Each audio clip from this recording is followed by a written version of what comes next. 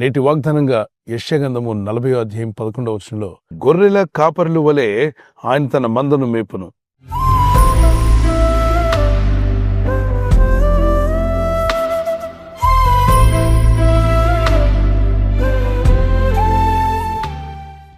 మందను కాసేటువంటి కాపరులు వాటి మందను ఎంత జాగ్రత్తగా కాపాడుతారో అంతకంటే గొప్పగా నేను మిమ్మల్ని కాపాడువాడును. మీరు నా ప్రజలై ఉన్నారు, నేను మీకు దేవుడినై ఉన్నాను. మిమ్మల్ని కాపాడుట, మిమ్మల్ని నడిపించుట, మీ గాయములు కట్టుట, మీకున్న దుఃఖమును సంతోషంగా మార్చే విషయంలో ఆయన శ్రద్ధ వహించి కాపరిగా మన పక్షంగా ఉండి నడిపిస్తానన్నాడు. ఎంత గొప్ప విషయం ఇది. 23వ కీర్తనలో దావీదు భక్తుడు అంటాడు, యెహోవా నా కాపరి, నాకు లేమి కలగదని. అవును, నిజమే, మన కాపరి ఆయన. మనకు లేమి కలగకుండా కాపాడువాడు ఆయనే. ఈ లోకంలో అనేక విధాలైనటువంటి పరిస్థితులు మనం ఎదుర్కొంటూ ఉంటాం. అవి ఏ పరిస్థితి అయినా సరే నీకు ఏ లేమి లేకుండా నీ కుటుంబాన్ని, నీ ఇంటిని కాపాడగల శక్తిమంతుడు ఆయన. పరిస్థితులు చూసినప్పుడు భయం వేయచ్చు, కృంగిపోవచ్చు, ఇబ్బంది పడవచ్చు, అనేక రకాలైనటువంటి సందేహాలు మీలో కలగవచ్చు. వీటిని నేను జయించగలనా? ఈ శోధన నాకెందుకు రావాలి? ఈ పరిస్థితులు నేనెందుకు ఎదుర్కొన్నాను? నేను ఊహించడం నాకు ఎదురవుతున్నాయే. అలాంటప్పుడు మన కాపురైన దేవునికి ప్రార్థన చేయండి.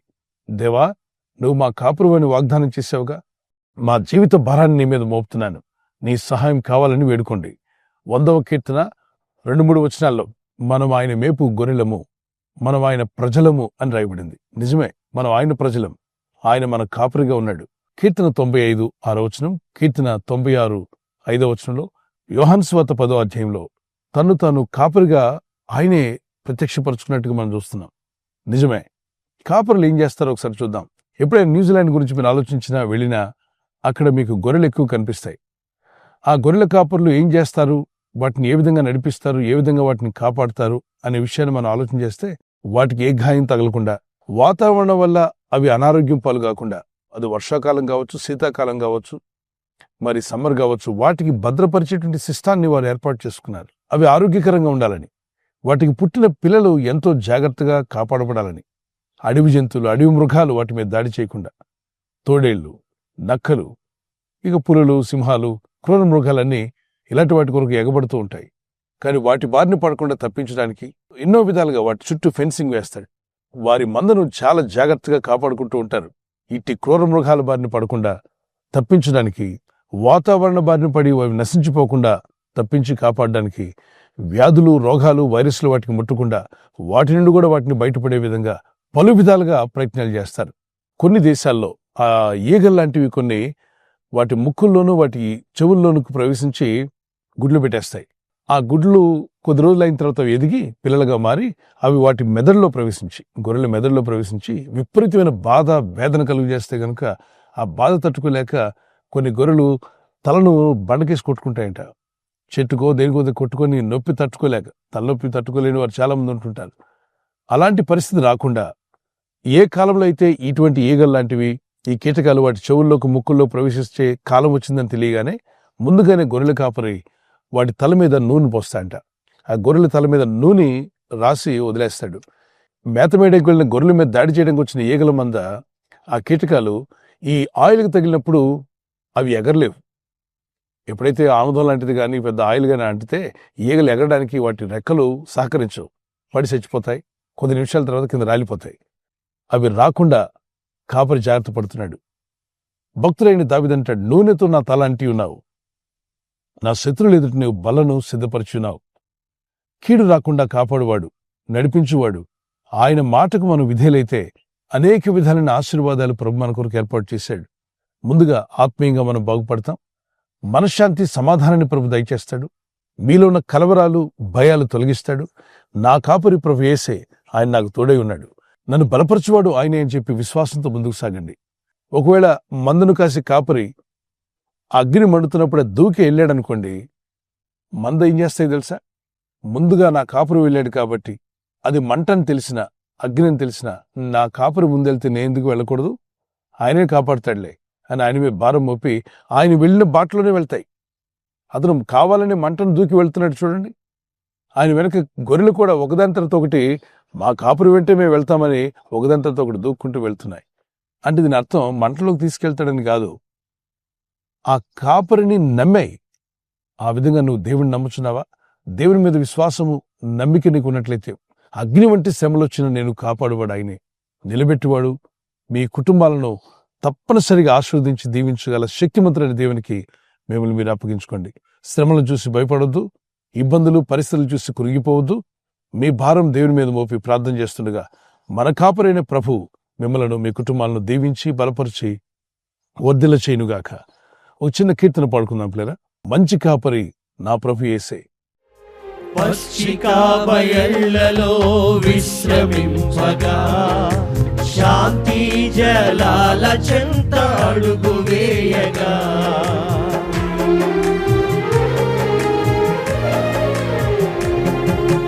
పచ్చిక బయళ్ళలో విశ్రమింపగా, శాంతి జలాల చెంత అడుగు వేయగా, చేయి విడువక తోడు నిలచును, చేయి విడువక తోడు నిలచును, నీతి మార్గమందు మమ్ము నడువజేయును, నీతి మార్గమందు మమ్ము నడువజేయును.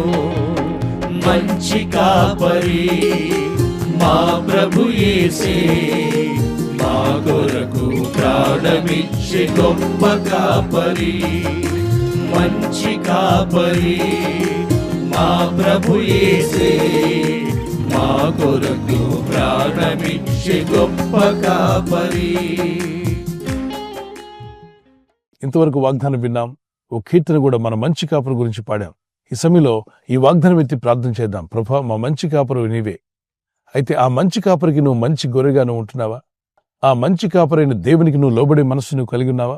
అయితే నీ కుటుంబానికి అది దీవెన, మీ జీవితాలకు అది ఆశీర్వాదం.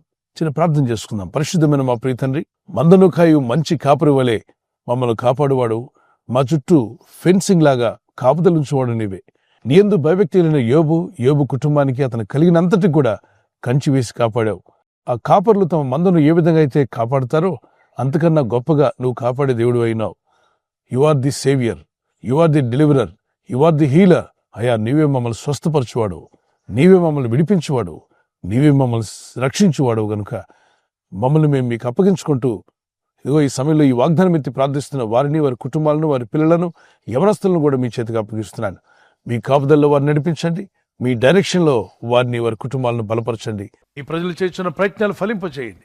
ఈ రోజు ప్రార్థించి ప్రయత్నించబోతున్న శంకుస్థాపన అయిన, గృహప్రవేశమైన, ఒక బిజినెస్ ప్రారంభిస్తున్నా, ఉద్యోగ ప్రారంభానికి వెళ్తున్నా, ఒక మంచి కార్యక్రమాన్ని ప్రారంభిస్తుండగా, నేను వారి బిడ్డల వివాహం కొరకు ప్రయత్నాలు చేస్తుండగా, వారు చేస్తున్న ప్రయత్నాలు ఫలించలాగున మీ దూతలుగా ఆజ్ఞాపించండి. మీరు ఆజ్ఞాపిస్తే కార్యాలు జరుగుతానైనా. ప్రభు, ఎవరైతే అనారోగ్యం, బలహీనత అనే అంధకారంలో వారి జీవితం ఉన్నదో అటువంటి వ్యాధి రోగాలను వెళ్ళగొట్టి నీ వెలుగును ఉదయింపచేసి, నీ గాయపడిన హస్తంతో వారి క్రిటికల్ సిచ్యువేషన్ నుండి, వ్యాధి రోగముల నుండి, రోగ పడకల నుండి వారిని లేవనెత్తి స్వస్థపరిచి నీ సాక్షిగా వారిని వాడుకోరాయినా. ప్రయాణం చేసి బయటికి వెళ్తున్న వారు మళ్ళీ తిరిగి క్షేమంగా ఇళ్లకు వచ్చేందుకు సాయం దయచేయండి.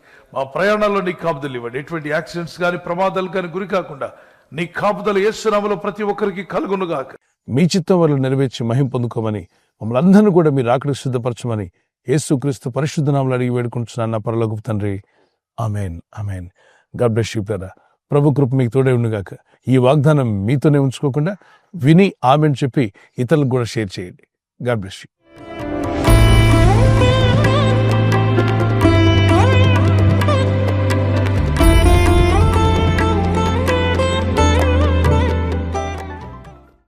బర్త్డే జరుపుకునే వారికి happy birthday to you, many మోరిటీస్ ఆఫ్ ద డే. ప్రభు కృప మీకు తోడే ఉండుగాక.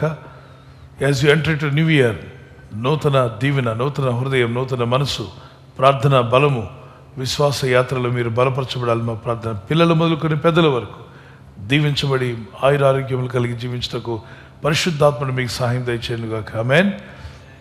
మీకు వాగ్దానము ద్వితీయ దానియేలు గ్రంథము 11:32. Book of Daniel chapter 11:32. తమ దేవుణ్ణి ఎరిగిన వారు బలము కలిగి గొప్ప కార్యములు చేస్తారు. People that do know their God shall be strong and do exploits.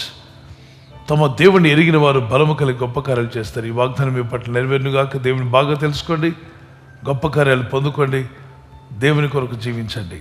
బలం కలిగి ఉండండి. యానివర్సరీ జరుపుకున్న వారికి happy wedding anniversary. May God bless you with this promise. Keerthana 37:22 Psalms 37:22. యెహోవా ఆశీర్వాదం నొందిన వారు భూమిని స్వతంత్రించుకుందరు. దేవుని ఆశీర్వాదం నొందిన వారు భూమిని స్వతంత్రించుకుంటారు. For those blessed by the lord shall inherit the land. దేవుని చేత మీరు దీవించబడి ఆశీర్వదించబడి మీరు భూమిని స్వతంత్రించుకుందరు.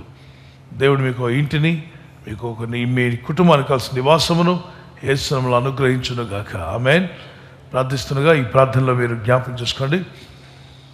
మీ కుటుంబాలు వర్ధిల్లాలని ప్రార్థన చేస్తున్నాం. దేవుని రాకడ ఆలస్యమైతే సిల్వర్ జూబ్లీ, అలాగే ప్లాటినం, మరి గోల్డెన్ జూబ్లీ కూడా జరుపుకునే కృపా దేవుడు మీకు, దంపతులని మీకు దయచేయను గాక.